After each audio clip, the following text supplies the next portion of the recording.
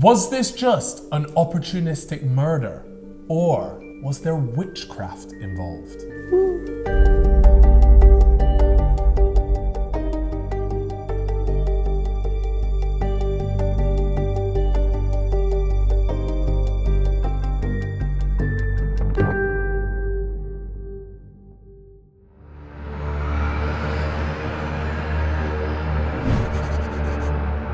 Jeanette was 16 years old at the time of her murder. She was born on August 3rd, 1956, and lived with her 7 siblings in a strong Christian household. She was a kind person and took part in community work which aimed in helping drug addicts. Jeanette lived an upper middle class lifestyle, which meant that the area that she lived in had near to zero crime. Jeanette had told her mother she was going to get the train to her friend's house and had subsequently left her house on Clearview Road, New Jersey.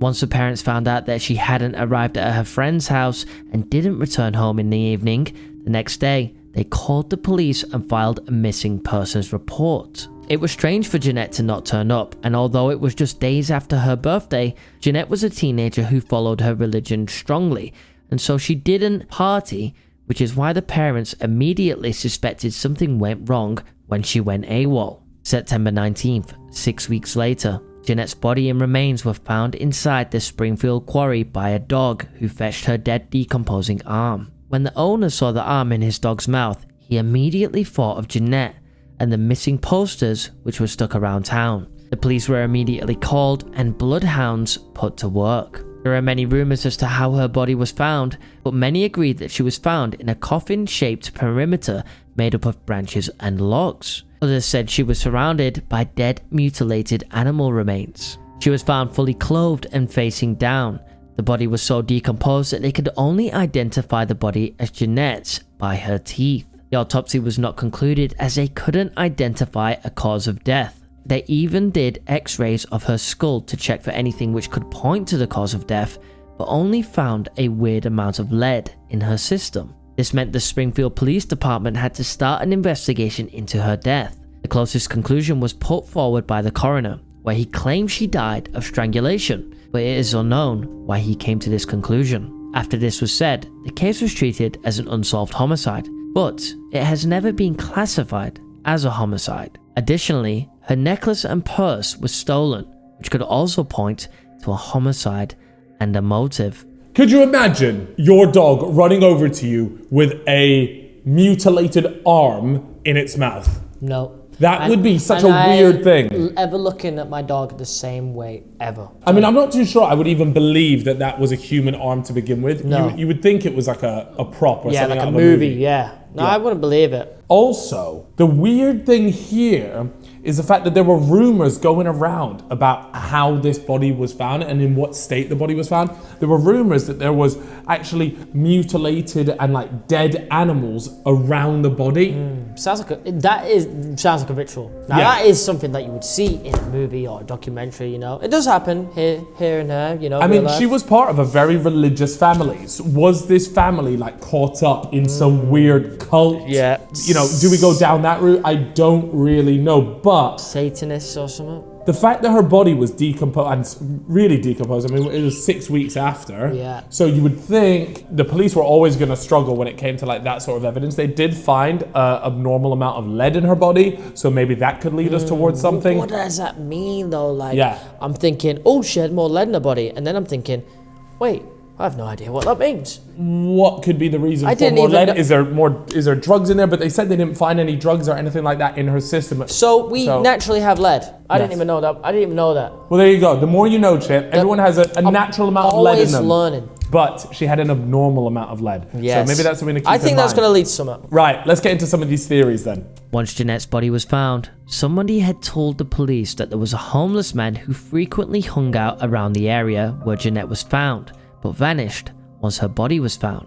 Afterwards, he was found and interrogated, but the police ruled him out and deemed him unimportant to the case. I just think this is harsh, Chip. My man was just trying to, wasn't trying to be homeless, but he is homeless, Yeah. and they've just gone, yeah, it's him, it's got to be him. Yeah, he just disappeared afterwards, and we're just pinning this on the fact that he's a homeless bloke, so it must have been him. I think only thing that actually pointed towards a homeless man was that he frequently was in the area, and somebody mention that to the police. I think naturally the police obviously have to go and question him, but they did, and they didn't find anything, and they ruled him out. So it wasn't the homeless man. Justice for him. Justice. Now, before we continue, we have to give a shout out to our sponsor for today's mystery, which is BetterHelp. I don't know if you guys have ever gone through something called therapy, but my gosh, it is a fantastic experience. Amen. There is nothing quite like problem solving, but then you yourself finding the solution to your problem, right? And that's what therapy allows you to do. It allows you to speak to other people. Even if you think you can deal with things yourself, nothing beats just talking about things and having someone else to speak to. And that's where BetterHelp comes in. It is affordable, it is quick, and it is easy to get involved in. Even if you just want to give it a go, just try it out once. And if it's not for you, it's not for you. At least you say you gave it a go. It's been something that myself, and I can promise you, a lot of my friends have had therapy or are continuously going to therapy. Even if there's not anything necessarily that they're going through right now, it's just nice to speak to other people about. Check out betterhelp.com/fellas mysteries and you'll get 10% off your first month. I personally would recommend therapy to absolutely anyone, and this is something that BetterHelp offers. So it's fellas mysteries for your 10% off. Enjoy. It was claimed that Jeanette was a recovering drug addict, and she had overdosed whilst hanging out with her friends, who then dumped her body in the quarry as they didn't want to get in trouble. Her group of friends were rumoured to have some previous history with drugs, and the police were waiting for someone to come forward and speak up. When the police found Jeanette's body, she was wearing flip-flops. A police officer called Donald made a remark and said he believed she had definitely gone there with someone or multiple people, as the police had walked around in hiking boots and that was tough enough for them. They claimed they couldn't imagine walking around the area in flip-flops. Also, when carrying out the autopsy, they didn't find any drugs in her body, only lead, which ruled out the overdose theory. Also, Jeanette was very active in the community in helping drug addicts. So you're trying to tell me that this woman was involved in the community in trying to stop drug addiction, was very much anti-drugs, and then you're telling me now, actually no, she was on drugs, she overdosed, and her friends were just like, oh shit, what are we gonna, well, we don't want to get into trouble, let's just bury her here. I'm not sure about that shit. It's not adding up. One thing though, the flip-flops thing, I think they might be onto something in terms of the fact that she might not have been alone because she was in flip-flops. Sounds like she was in more of like a chill vibe, wearing things like she's with people, she's wearing flip-flops. You wouldn't be out in a quarry. Why out on your own in a quarry in flip-flops is a bit odd. Very suspect. So maybe she with a couple of mates, they're feeling okay because they're all just chilling. I mean, I just don't think they would hang out in this quarry. No. Like, it's just not No, something but they would to be fair though, she is 16. So 16-year-olds will always hang around in fucking weird places. They go to break into haunted places and stuff. Not saying I've ever done that, but allegedly. But the overdose theory, which was the whole thing about her being a drug addict, was ruled out because there were no drugs found in her system. I know it was 6 weeks on, but still, the only thing we found was slightly more lead than usual. So the overdose theory is dusted. Since Jeanette and her family were so strongly linked to their faith, the police suspected of an occult ritual straight away. The police were quite convinced that faith had played a part, and the police even brought in a witch to try and help them investigate the case further. However, some others claimed that Jeanette's faith was pushed onto her by her family, and she had a more rebellious side to her. For some context, the US was undergoing the Jesus movement at the time of the murder. It was when hippies started fading out of style and a stronger traditional sense of religion was fading in. But the increase in religion had two sides: the angelic religious supporters and Satan supporters. 11 days after Jeanette was discovered, a newspaper article was published which read that, quote, authorities are investigating the possibility that black witchcraft and Satan worship were involved in the death of 16-year-old Jeanette De Palma. The newspaper had also said that the police were trying to link the murders of the List family to Jeanette. The List family consisted of 5 members who were shot, and the father, John List, was indicted for the crime. Quote, Patricia List, 16, one of the 5 victims, had a number of books on witchcraft. The paper said authorities were trying to determine if the crimes had any link to a coven or witchcraft group thought to exist in the area. The article went on to name a couple of instances where rituals had taken place. Union County Park Police in the Watching Reservation discovered burning candles, a bowl of blood, feathers, and pigeons with their necks snapped. A dead goat was found elsewhere in what appeared to be a rite. This led to many other newspapers to claim Jeanette was a human sacrificed by witches. Witchcraft apparently also tends to use lead, which links and refers to the weird amount found in Jeanette's body. So here it is. This is the witchcraft theory, the one you guys might be most interested in. But unfortunately, at least from my point of view, I'm just not sure if there is nearly enough evidence pointing towards the witchcraft. Now, if we go back, we mentioned that there were these rumors about finding the body with the weird mutilated animals around it. If that is true, then I would definitely say there's something dodgy and witch-like going on here. But they were just rumors. Yes. We don't know whether that was true or The one thing not. that links to that is, the animals, the way that the sticks and everything were laid out around it, Like looking like a ritual. I don't know though. It just doesn't. There's not really much going on here with the witchcraft. Yeah, the only other thing here that would point towards it is, again, going back to the lead. Supposedly in witchcraft, lead is used often. So that's the only thing that can point to it. But I still think we're at a reach here, and the only reason why we're bringing in witchcraft is because actually at that time in history that there was just a lot of this stuff was like going around. People were either against witches or they were a witch, and so back then we got to think times were definitely different, and witches and witchcraft was either one more common or just two more believed in back then. So they say that, witchcraft tends to use lead. Yeah. So if there was so much more lead in the body that it could only point towards witchcraft, then maybe that could be the link. Is it often that people die and are found with abnormal amounts of lead in their body? Yeah. If not, then maybe. But, apparently she wasn't even that into religion, and that the religion was pushed onto her by her family, and she was a bit more of a rebel. Yeah, there's just something about this witchcraft one that doesn't sit right to me, and it just feels like a reach. I think for me, personally, is if the rumors were true about the beginning thing, about the dead mutilated animals and all that stuff being around it, then yeah, absolutely there is some weird cult witchcraft shit going on. But right here, I just, there's nowhere near enough for me to be like, yes, this was a case of witchcraft. But if it wasn't the witchcraft thing, it also makes me think, what was it then?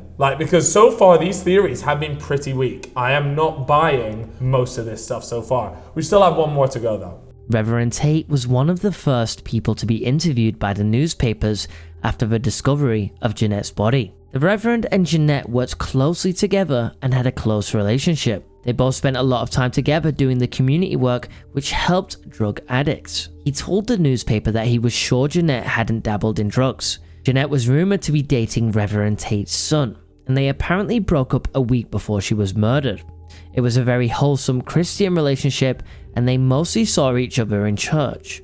Did the Reverend and his son Wayne believe she was involved in drugs and wanted to cleanse her, and it went wrong? Or did Wayne want to go further into their relationship and she said no? And did he do something? There is no evidence, only a theory. Reverend Tate. Now, he's pretty convinced that she wasn't on the drugs. So again, that really pushes against that theory that Jeanette was a drug addict. But what's interesting about this is that we're actually more interested in Reverend Tate's son. Yes. Because they just broke up a week prior. So the timing is definitely a bit iffy. Potential motive, a relationship gone wrong. Yeah. Wants a little bit of revenge, gone too far, killed her. Potential.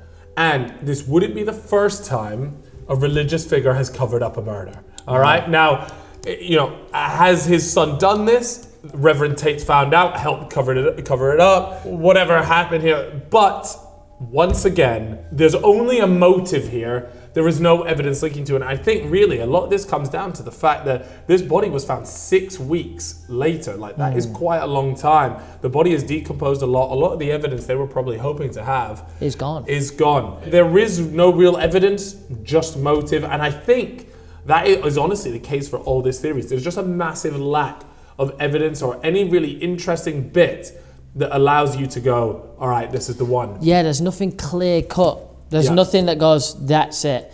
And because of that, it's making me think she either just caught up in a serial killer's antics, Yeah. nothing to do with any of these guys, or she was just murdered, strangled, you know, that was it. Yeah, and it was a bit more Because straightforward. she than all had these a things. purse stolen, right? Yeah, so she was robbed in this, right? Maybe that leans a little bit towards like the homeless man theory, but that would only be because he would be in most need of like robbing there's the a certain motive. bits of her. There's a motive to take those bits. It doesn't have to be the homeless man though. Plenty of people get mugged. So Yeah. maybe she got mugged. They strangled her. Maybe they didn't even mean to kill her, but they did. And yeah, they just got away with it. And police didn't do good enough work. Here's another one. What if it was one of the drug addicts that Jeanette was actually trying to help? Right, she's obviously involved in this, the drug addict. Now that would give a really good motive as to why they would rob it, because they take what they can get so they can sell it for the drugs that they're addicted and to. they get tunnel vision. Yep. Killed her. You won't stop me from taking They drugs. were high on drugs when they did it. Yeah. I don't know. There's Something potential like that. in this, I think. But There's a real lack of evidence there. But if we were around at the time, we might have busted that one. Now, let's talk a little bit about what has happened since. The case has honestly died down quite a bit, but in 1990, a magazine called Weird NJ, I'm pretty sure NJ probably stands for New Jersey, so we'll go with the Weird New Jersey for now, reported on the case again after receiving letters which gave exclusive details on the case and mentioned unknown suspects, cover-ups, and connected Jeanette to other murders. So was this the serial killer thing that you had mentioned? potentially. Now, although unfortunately most of the case files were actually destroyed by Hurricane Floyd, the editor of the magazine, Mark Moran, and a writer called Jesse Pollack obtained case files under a Freedom of Information Act request. Now, interestingly enough, in this, they said from the files that they found there was no evidence of any satanic rituals that had happened. So, this definitely helps to eliminate the witchcraft thing, but earlier they mentioned that there was exclusive details on suspects and cover-ups. If you're part of a cult and you are maybe a lot of the time they tend to have someone on the inside like the police, would they get rid of that evidence? I don't want to try and force this ritual thing on people and make it try and seem like it's happening, but that could have been the case. Yeah, A lot of the time evidence gets destroyed on purpose if they are covering something up. So there's always that there. Anyways, that's the latest of what we have. We'd love to know what you guys think. What do you think about something like this that just has a real lack of evidence, but there are some interesting theories to go along with it? Maybe you guys can do some snooping in the deep parts of the internet. If you guys are new around here, make sure you hit the follow button on Spotify, because you can actually go ahead and listen to this as an audio thing on your way to work, whatever that is. But if you do like watching it and enjoying all the wonderful graphics and things that happen on screen, then subscribe to our YouTube channel as well. And that way you can get the full experience.